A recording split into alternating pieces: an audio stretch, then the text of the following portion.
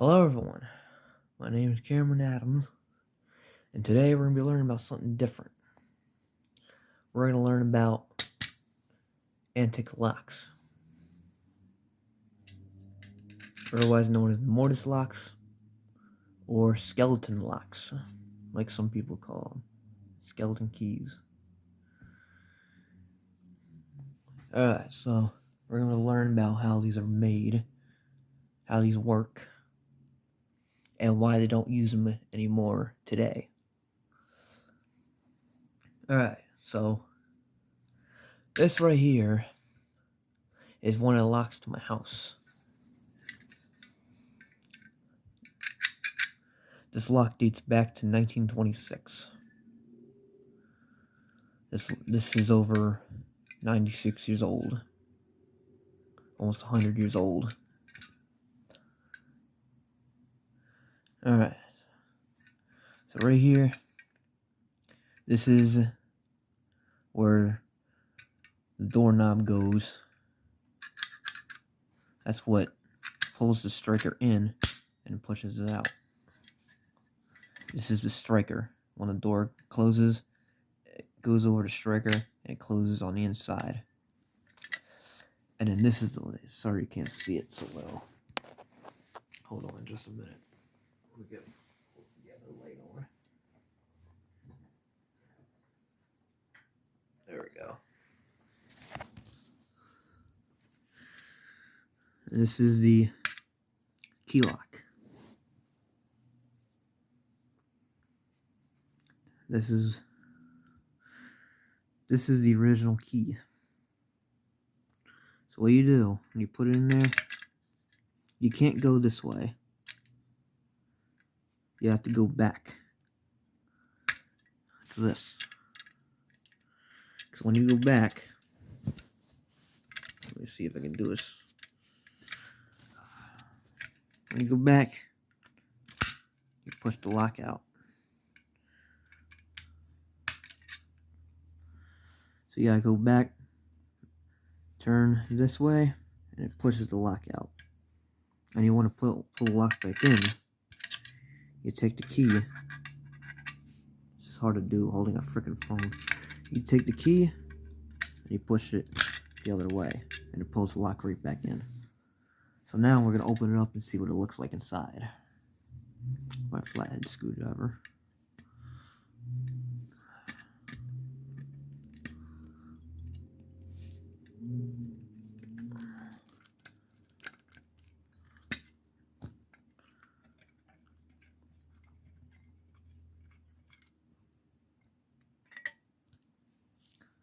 This is what it looks like inside.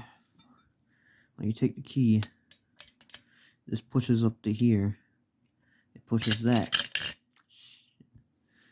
Yeah, it just popped out. And that's why the cap's on there.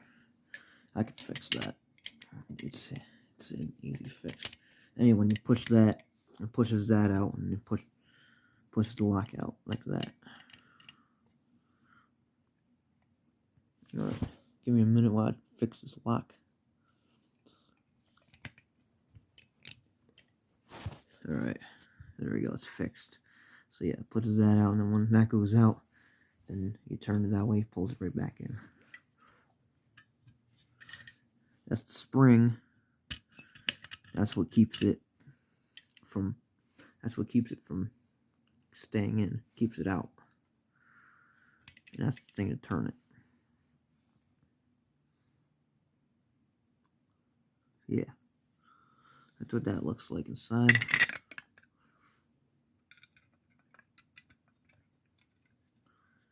This is made by a company called Penn back in 1926. Almost 100 years ago. So this is almost over 100 years old. Hold on. This ain't easy to do. Having a screw back into a thing and holding a phone at the same time is not easy. Alright. So what you do with this, you take a knob. You can turn this anyway. this way. And turn it.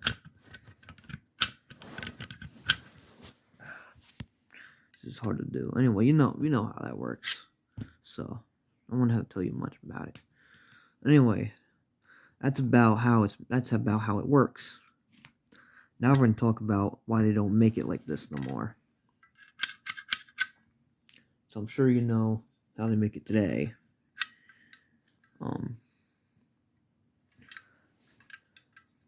Yeah. First, I'm gonna show you a modern day doorknob with a modern day lock. But first, I'm gonna talk about why they don't make this no more. So the reason why they don't make these anymore is because back then, in case of a robbery, all it doesn't just take a key to turn that. It can literally take anything long and have an opening like that. Or, you can literally use a paper clip or anything to turn that. All it takes is something that's bent. You stick it in there, push it out. You pull the lock back in, you open up the door. So that's why they stopped making it. These were very easy to hack into back then. I'm not saying you shouldn't use these anymore. You can still use these today. And if you do have one of these in your door, you don't have to replace it. You don't really have to buy a key. They do sell keys online. They still sell keys you probably find on eBay or Amazon. Or if you're good at flanging metal, you can actually make a key. So all it takes is a little bit of pieces of metal, some solder, and you can literally flange up a key, and it'll work like that. They're not easy to. Not what am I saying? They're not hard to fix. These are actually very easy to fix. Now, because it's a lot of combinations, or a lot of things that you have to do, it might be complicated. So best is to take a picture of what it looks like when you open it up, and then you disassemble it, and you clean it up, get all the grime out of it, and you put it back together. Because, with these, nobody is really using these locks in many years. They don't make those no more. But if you have an old house like mine, I'm from Allentown, Pennsylvania. I'm not gonna tell you my address, but I'm just gonna say I'm from Allentown, Pennsylvania. And I know here in Allentown, a lot of old houses are built around the late 1800s, early 1900s, and a lot of them still have the original door locks. They're all designed differently. They're not designed like this. Now this was a door lock to a closet door that it had, that I don't have anymore. Yeah.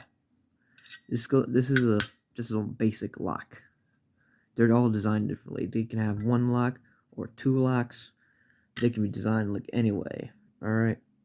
And they all have different mechanisms inside them. So they're not all designed like this. So you can't use one picture of a lock like this and then try to fix any other different lock that looks totally different. So you have to memorize what the mechanism in the lock that you have. Like, you can literally just take a picture of it, and you'll see how it's done. So then when you put it back together, it'll be easier to do. These will most likely last for an eternity. These will be internal. They can last for many years, many centuries, as long as they're maintained properly. because as long as this cap's on, you know how the deadbolt popped out when I twisted it? Well, it won't do that with this cap on. So this cap keeps it all sealed inside. So as long as these are maintained properly, they will work forever. So yeah. So anyway, that's a little bit about how they used to be made. This is what a door panel would look like if you ever see one. It goes like that. You put the key in it.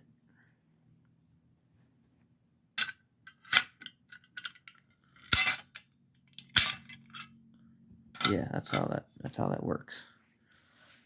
So you don't have to replace these or anything. All you have to do is fix it. You could make a key, most likely. They're not hard. I mean, yeah, you will have to solder it and stuff, so that's true. But if you're like a locksmith, carpenter like me, like I'm both. Like I work for carpentry. I do carpentry. I'm a carpenter, so I work with wood. But I'm also a good locksmith. Not a modern locksmith. I'm more of like an old-fashioned locksmith. I'm good at fixing these. I'm not good at fixing new doors. Anyway, this is an old door, and I'm gonna show you what a new one looks like.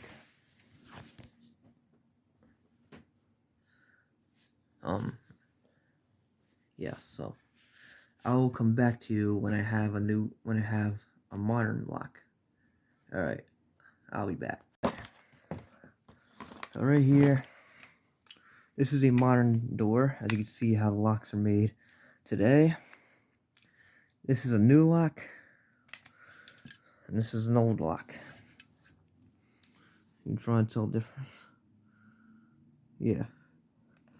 See these inside here, there's like a mechanism in it that will be designed differently. It will be like it will go, you know how modern keys are, how they cut out a little differently.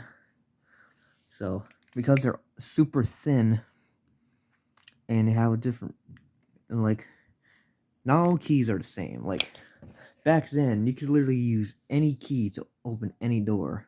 Like this can literally open any door. Not saying all of them are all the same. Some of them are bigger, some of them are smaller. So with modern day doors, none of them match at all. So you cannot use any random key to unlock this. You have to use the exact key that is cut out for this. So, unfortunately, I don't have the key to this door. No, I don't. And this right here is a striker. Now, with these, see with this. Now this is more of like an indoor lock or something. So this is an old striker, and this is a new striker. It has this. Now the thing is, with this, if this can go down, the whole thing can go down. So what happens is, if this locks and this can't go down, this there's a cutout underneath the lock. Sorry, I can't talk all that well, but it goes under the striker. If this locks by twisting this. Now this isn't all assembled together, but yeah. Back then they didn't have that. You had to lock it with the key. They're not all built the same like that. But this is just one that I have. So yeah, these are almost impossible to hack. You cannot hack these. They are impossible. You need a key for those. These are easy to hack though. Yeah. I'm not saying you should hack these. You shouldn't. I'm just saying it could be done. But yeah. So I'm not exactly saying you should get rid of these. It'd be best to keep these if you're like in the country, like away from society. Now I'm in the city, so I'm near a lot of people, and I know there's a lot of robberies and break-ins that happen around my city, around here. So I'm not now. It's not all the time that people hack these. It doesn't always happen, but I'm just saying that could happen. But yeah.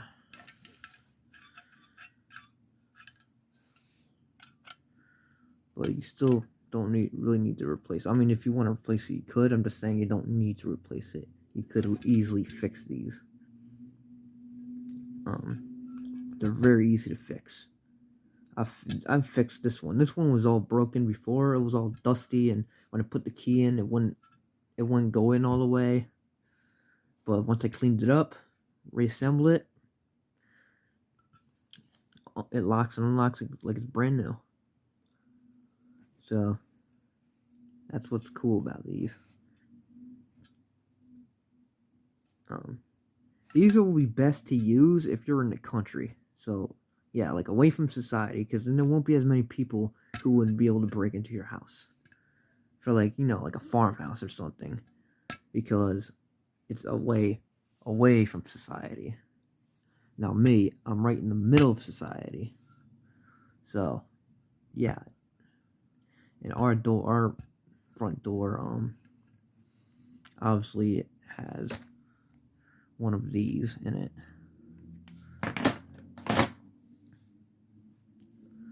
But yeah. Anyway, this is my little discussion about how these are made and why they don't make them no more. So, alright. Anyway, it was great talking with you. I don't really talk to you guys as much, but I'll see you next time on Cameron 2022. Done.